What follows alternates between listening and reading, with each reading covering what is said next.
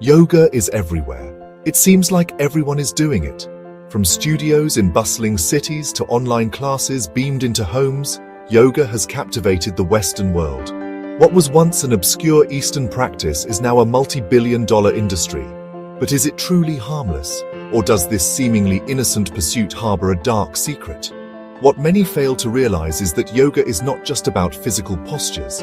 It is intrinsically intertwined with Hinduism and its pantheon of deities. Just as a serpent entices with its beauty, yoga lures unsuspecting souls with promises of health and well-being, masking its true spiritual dangers. Despite its spiritual roots, yoga's popularity continues to soar, with millions embracing it for its physical and mental benefits. The rise of social media has further fueled its growth, making yoga accessible to a global audience. As more people turn to yoga for wellness, it's crucial to understand its deeper implications. While it offers numerous benefits, one must be aware of the spiritual dimensions that accompany this ancient practice. The rise of yoga in the West coincides with a significant cultural shift that began in the aftermath of World War II. Disillusioned by the horrors of war and yearning for spiritual meaning, many in the West turned away from traditional religions. This spiritual void paved the way for Eastern philosophies and practices, including yoga, to take root. The hippie movement of the 1960s further propelled Eastern spirituality into the mainstream. Celebrities began embracing yoga and meditation, lending an air of glamour and legitimacy to these practices. Books and gurus promising enlightenment flooded the market, capitalizing on the West's newfound fascination with Eastern mysticism. However, this fascination often overlooked the inherent dangers lurking beneath the surface. As yoga became more commercialized, it evolved into a multi-billion-dollar industry, often losing touch with its spiritual roots.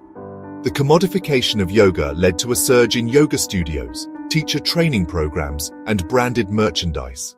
Large yoga festivals and events became popular, drawing thousands of participants seeking both physical and spiritual benefits. Despite its commercialization, many still find solace and a sense of community through yoga, continuing to explore its deeper spiritual aspects. Despite its modern-day packaging, yoga's origins are deeply troubling for anyone who follows the teachings of the Bible. Yoga is not merely a system of exercise, it is fundamentally a spiritual practice with roots firmly planted in Hinduism. Its poses, or asanas, are designed to awaken a latent spiritual energy known as kundalini, which is believed to reside at the base of the spine. This concept of kundalini energy should raise red flags for Christians. The Bible warns us against engaging with spiritual forces outside of God's authority. The serpent, a symbol of deception and temptation, plays a prominent role in both the Bible and Hindu mythology. This is no coincidence. The devil, a master of disguise, often masquerades as an angel of light, using seemingly harmless practices like yoga to lure people away from the one true God. Yoga's spiritual roots are deeply intertwined with Hindu beliefs and practices, which include the worship of multiple deities and the pursuit of spiritual enlightenment outside of the Christian faith. For Christians, engaging in yoga can be seen as opening oneself up to spiritual influences that are not aligned with the teachings of the Bible. It is crucial to remain vigilant and discerning, ensuring that our spiritual practices align with the Word of God and do not lead us astray. To understand the true nature of yoga, we must delve into its history. The Yoga Sutras, attributed to the ancient sage Patanjali, are considered the foundational text of yoga. These sutras are not merely guidelines for physical postures, they are a spiritual roadmap interwoven with Hindu deities and demonic entities.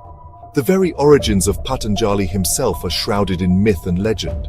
Some accounts depict him as a divine serpent being, further solidifying the connection between yoga and the serpent, a symbol of evil in Christianity. By engaging in yoga, practitioners are unknowingly aligning themselves with a spiritual lineage that is diametrically opposed to the teachings of Jesus Christ. The practice of yoga is deeply rooted in Hinduism, with each pose paying homage to various deities. Many of these deities are associated with powers and forces that are considered demonic in other religious traditions. The intertwining of yoga with these entities raises questions about the spiritual implications of its practice. The serpent, a recurring symbol in yoga, is often seen as a representation of Kundalini energy, which some believe to be a demonic force. As we explore the history and spiritual connections of yoga, it becomes clear that its roots are far from benign.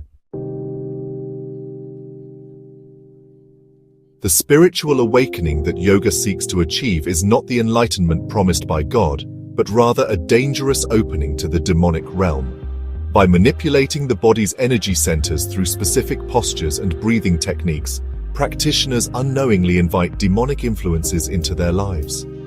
The Bible warns us about the dangers of dabbling in the occult and engaging with spiritual forces outside of God's protection. Yoga, with its roots in Hindu mysticism and its emphasis on achieving altered states of consciousness, fits squarely into this category.